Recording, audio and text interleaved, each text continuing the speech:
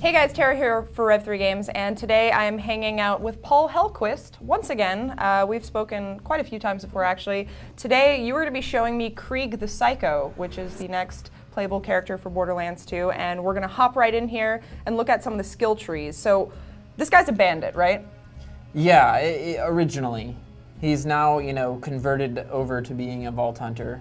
Like one of our heroes, but he's still way closer to the villain side of the Vault Hunter spectrum.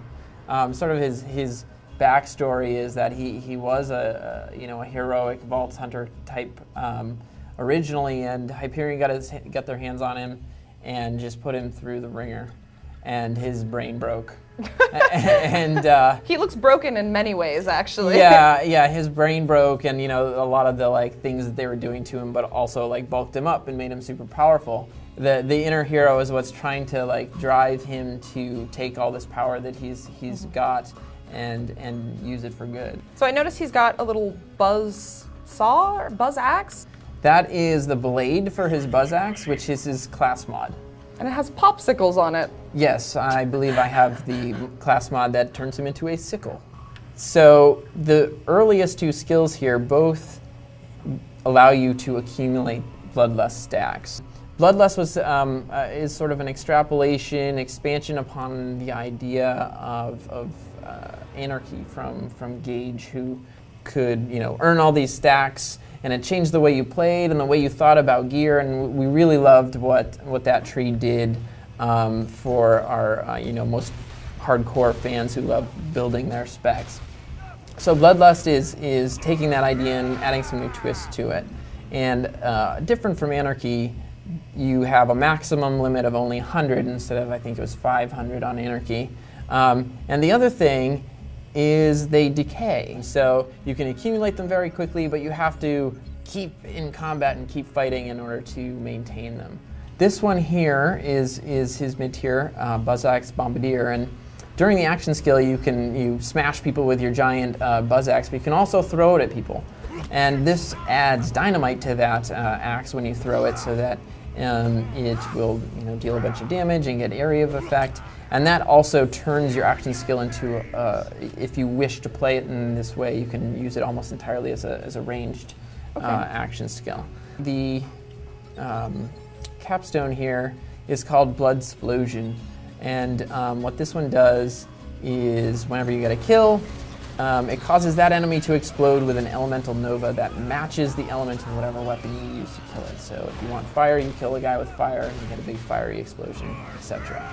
Now, how does all this Bloodlust stuff factor in? Similar to Anarchy, all of the passive skills in here care about how many stacks you have. So let's see, right here at the base, we've got blood-filled guns.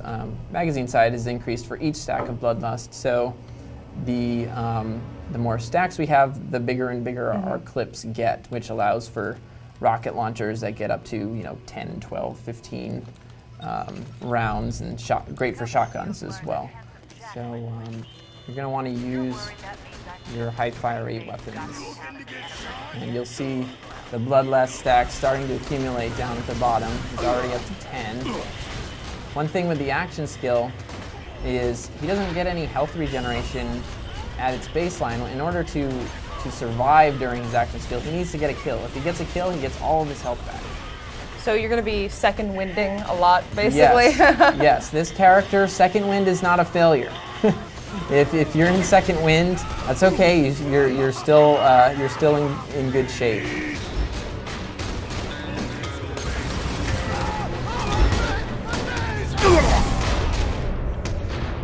Let me hear those screams! That's Bloodsplosion. Let's check out one of the other trees. Yeah, this time we'll be taking a look at the Mania Tree. And the Mania Tree, one of the things at a high level with this guy is a lot of things that are generally lousy, that you're used to being like a bad thing, are a great thing for KRIEG. So for example, man, it's usually lousy when my shields are down. Not so much with KRIEG. He has, in his Mania Tree, he has lots of skills that are better when your shields are down or when you are taking damage. And the ones that are about taking damage do more if you're taking damage to your health than to your shields. Okay. So, for example, This one here increases our melee damage, and increases it even further if our shield is down. And then over here, we've got Feed the Meat, which increases his maximum health, but it also increases your shield recharge delay. Now, usually you want your recharge delays to be as small as possible. But for Krieg, it's okay for his shields to be down longer, because that means his other skills are more powerful for longer. You can't stop me! Stop me 1,000 times! Fuel the Rampage is very important for really getting rolling with him. This increases how quickly he can use his action skill, again, based on taking damage. The wrinkle here is you can now be damaged by teammates. Ooh. So there's more risk there, but if you're working together, your teammates can power you up and get you going. Light the Fuse is a real stretch, something that I really wanted to push and try something new with. This replaces Fight for Your Life. Okay. So now you're playing a different type of little mini game, so to speak, when you go down. And while you're doing it, you have a bundle of dynamite, but you don't shoot your guns anymore. You run around with this bundle of dynamite, throwing dynamite at your foes, and you can then blow yourself up. And if you get a kill with any of those options, you get revived. So you want to wait until the last second to do that, so you don't throw it somewhere and then everybody moves away. Yeah, you want to make sure that you've weakened them enough with your tosses that are kind of weak, so that you know your big explosion's gonna finish somebody off.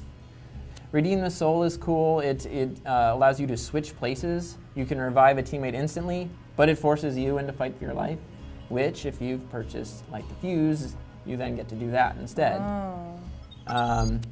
This one gets me some more melee.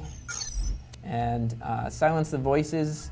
Again, lots of pros and cons in this tree. Dramatically increases my melee damage, but I have a 12% chance of smashing myself in the face. So what's the sort of fictional reasoning for that? Well, that's his psycho personality fighting back against the inner hero. Because it's like the inner hero is always talking into his head, and he's trying to get rid of it by smashing himself. So he's got multiple personalities, basically. Yes, he does. He does. Open your veins!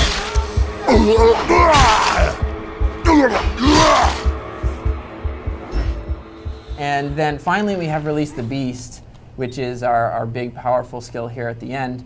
And this is when your health is low, below 33%. Why is it 33%? Because that's when the health bar gets all excited and is warning you that you're at low health. So we use that trigger as feedback to help people know when this is available.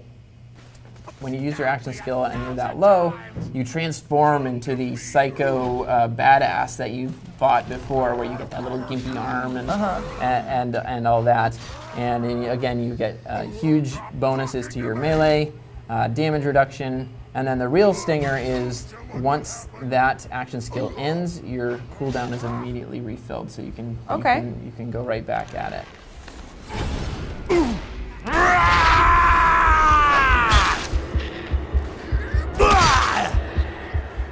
So let's check out the Hellborn skill tree now. So the Hellborn tree was inspired by all those bandits, those psycho bandits that have been attacking everyone for 2 games now, that are on fire all the time. What are they doing? What's up with that? Yeah, why are they on fire all the time? Why are they okay with that? And that was sort of the inspiration for this tree, was like, let's allow the player to be that guy and sort of see how that works for them, and they're okay with it. So again, things that are normally lousy for you are now good for you. In this case, it is being on fire is now good for you. Great. And so the 2 baseline skills here, no matter which one you spend, give you a chance that when you light an enemy on fire, you will also light yourself on fire. And you can see the orange text here of while you're on fire. Any skill that has that is improved by being on fire. And as you can see, it's pretty much on everything.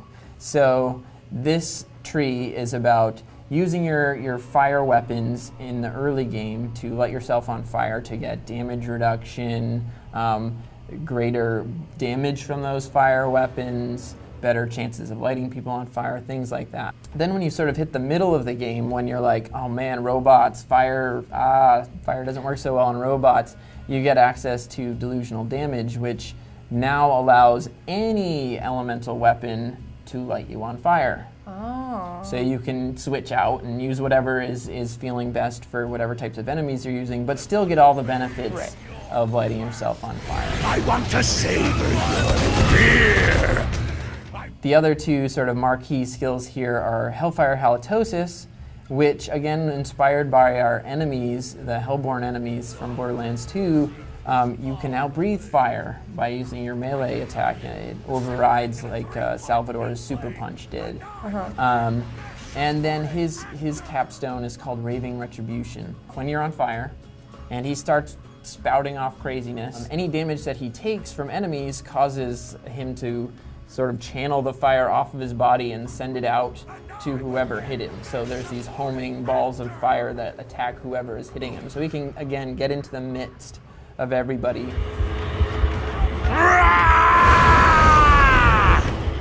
So our goal here is to pretty much just get lit on fire. Yeah, so first we want to use the, well, this worked because, yeah, we have the delusional damage. And there was a fireball that just, there goes another one. So the Raving Retribution is already working. Now we're not on fire anymore, so we want to, but now we're back on fire again. And we're gonna breathe fire to finish that guy off. Fireballs, finding people who are shooting me.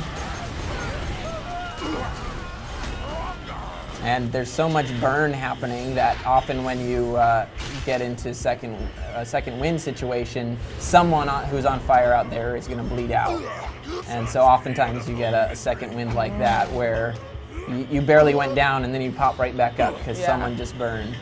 For Bloodlust, the best Bloodlust stack building weapon that you can find is the crappiest SMG that you can find. Really? Yeah, the one that has the highest clip size, fastest fire rate, and lowest damage, so that it won't actually kill them. So that it'll keep you being able to build your stats. And then you can just use your And then once you're at a high stat count, you switch to another weapon and devastate people. Always making people think. Yep, this guy is really exciting to me because, you know, on his sort of character level, he's sort of the dumbest. I'm a big guy and neat bicycles and, you know, and whatnot. But from a play standpoint, you actually have to think more about your skill and gear choices than any of the other characters we've ever done. Awesome. Well, do you guys have a release date for this yet? Yes, this is coming to PlayStation 3, Xbox 360, and PC on May 14th. All right, and this costs $10. $10 to everyone. Yep. Even if you have a season pass. Yes, this is $10 for everybody. All right, well, thank you so much, Paul. Thank you. I'm excited to play some KRIEG. He's a lot of fun. He's really awesome. Can't wait to light myself on fire.